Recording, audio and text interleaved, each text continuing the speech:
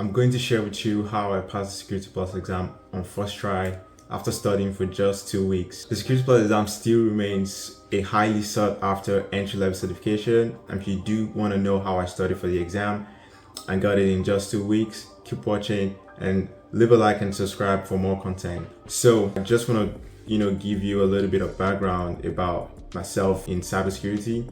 So I actually graduated my associate in information systems cybersecurity back in May of this year. So that basically means I've been studying cybersecurity concepts, ideas, and topics for about 2 years, and that definitely gave me a head start in studying for the Security Plus certification. So jumping into how I studied for this exam, and one thing you do want to focus on is your studying style. So you do need to work with your personal favorite studying style, and for me that is watching videos, short videos like 10 minutes, 5 minutes, 3 minutes, and so on. That's just my favorite way of learning. To study for the Security Plus exam, you actually need to have a plan. So my plan was to study the book, which is the official book, the official course material from CompTIA itself.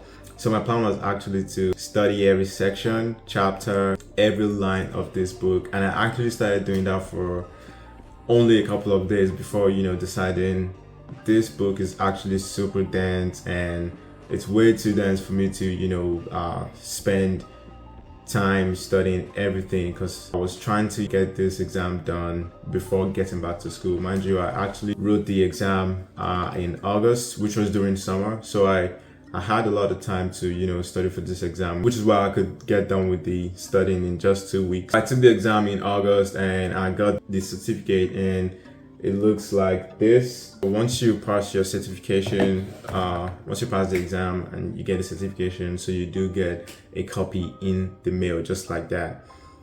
So even though I started planning to read the book, I quickly figured that was way too much for me. So I had to switch up, and I quickly fell back to my favorite method of studying, which is watching like short videos.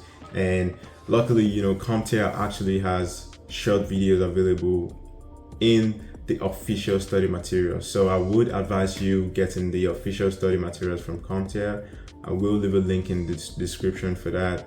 And basically, it had a lot of short videos, like 2 minutes, 3 minutes, and watch each video, since those concepts and topics are topics I've been introduced to in the past, like in school, in class, or during some labs. And I would just watch those videos for each chapter and take the practice quiz on each chapter. So the practice quiz I actually used was from CompTIA itself, and I did that for each chapter, watched the video for each chapter, did the practice quiz. If I got a lower score, if I got a pretty bad score, basically I would redo that quiz, because the CompTIA practice quizzes have a study feature, and basically that explains each option and lets you know why this one is correct and why the other one is wrong. That was definitely very helpful in understanding those concepts. Once I was done with all the chapters, once I was done with watching all the videos and all the quizzes, I then took the final assessment, and that definitely took a longer time, and actually didn't do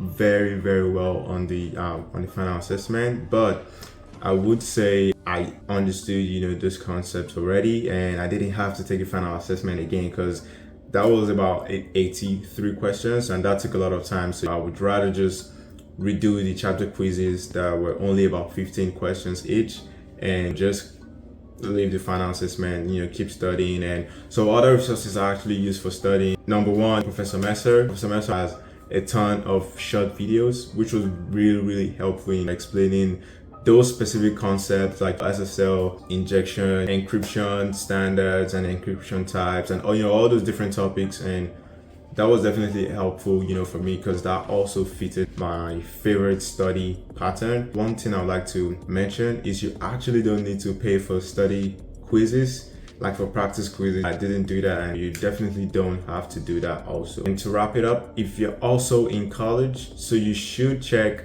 with your college. You should start by asking your professors, if there are programs or grants at your college or university that would sponsor your certifications, exams, maybe if you pass them. Because in my case, I was able to actually get this certification paid for through a grant program. So I actually got this for free.